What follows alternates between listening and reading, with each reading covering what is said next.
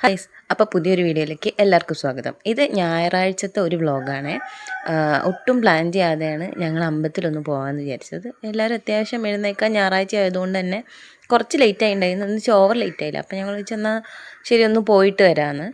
അപ്പോൾ ഞാനും ഏട്ടനും വാവയും കൂടെ ഇറങ്ങി. ഇവിടെ കോഴിക്കോടുള്ള വളയനാട് അമ്പലത്തിലേക്കാണ് ഞങ്ങൾ പോകുന്നത്. വാവ ഭയങ്കര ഹാപ്പി ആയിരുന്നു കേട്ടോ. അവൾക്ക് ഇങ്ങനെ ഇഷ്ടമാണ് കാറിലൊക്കെ പോകാൻ വേണ്ടിയിട്ട്.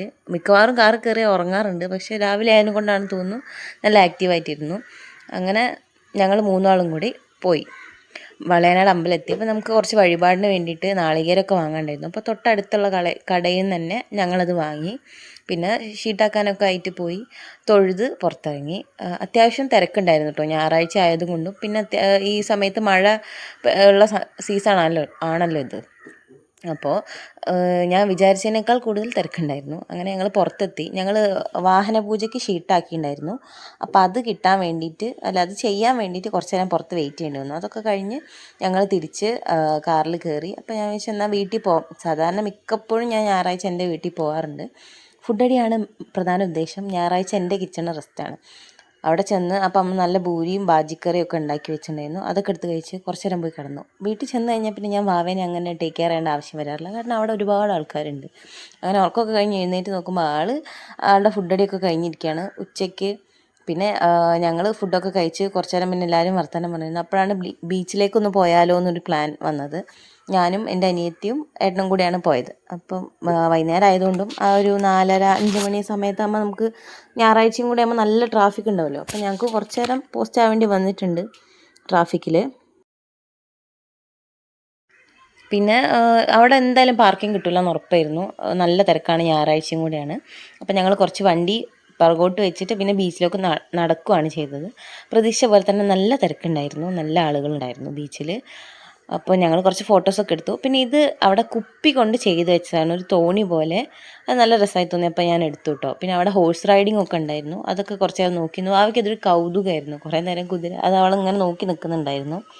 പിന്നെ ഒരു ചേട്ടൻ, ഒരു പ്രായമുള്ളൊരു അച്ഛൻ്റെ ഒക്കെ ഒരു പ്രായമുള്ള ഒരാൾ അവിടെ ഇങ്ങനെ മണലിൽ രൂപങ്ങൾ ഉണ്ടാക്കി ഇതാക്കുന്നുണ്ട്. പിന്നെ അദ്ദേഹം അയച്ച് പിന്നെ അത് ചെയ്യുന്നുണ്ടായിരുന്നു.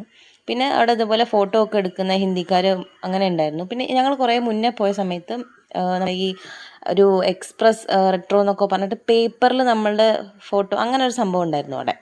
അപ്പോൾ അത് ഫോട്ടോസൊക്കെ എടുത്തു. അപ്പം തന്നെ നമുക്കത് പ്രിൻ്റ് ചെയ്ത് കിട്ടും കേട്ടോ.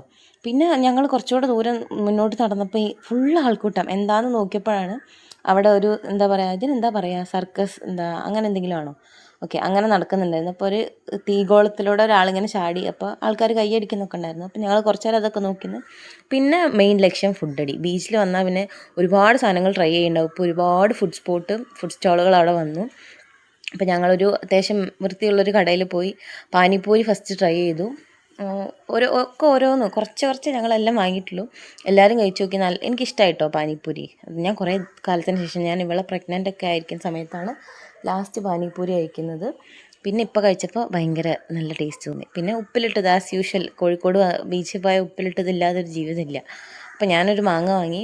പിന്നെ അവരൊക്കെ ഓരോന്നായിരുന്നു വാങ്ങിയത്. ഭയങ്കര പുളിയായിരുന്നു. എനിക്ക് പുളി തീരെ പറ്റുന്നുണ്ടായിരുന്നില്ല. എന്നാലും ഞാൻ കഴിച്ചു. പിന്നെ ഞങ്ങൾ ഐശ്വര്യത്തിൽ ട്രൈ ചെയ്തു.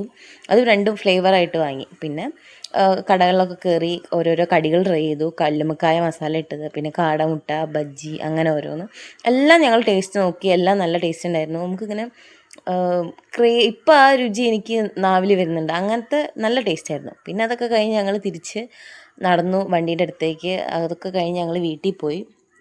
വീട്ടിൽ ചെന്നപ്പം നമ്മ പറഞ്ഞു ഫുഡ് കഴിച്ചിട്ട് പോകാം. കുറച്ച് ഞങ്ങൾ എത്തുമ്പോൾ ഒരു 9:30 ആയിട്ടുണ്ടായിരുന്നു. കാരണം തിരിച്ച് പോകുന്ന വഴിക്കും നല്ല ബ്ലോക്ക് കിട്ടി. അങ്ങനെ വീട്ടിൽ ചെന്നാൽ നല്ല ബീഫ് ഫ്രൈയും ചോറും പിന്നെ ഒരു ഓംലേറ്റൊക്കെ അടിച്ചു തന്നു. അതൊക്കെ കഴിച്ച് തിരിച്ച് ഞാൻ എൻ്റെ വീട്ടിലേക്ക് പോന്നു. അപ്പോൾ ഇന്നത്തേക്ക് ഇത്രയേ ഉള്ളൂ. ബൈ.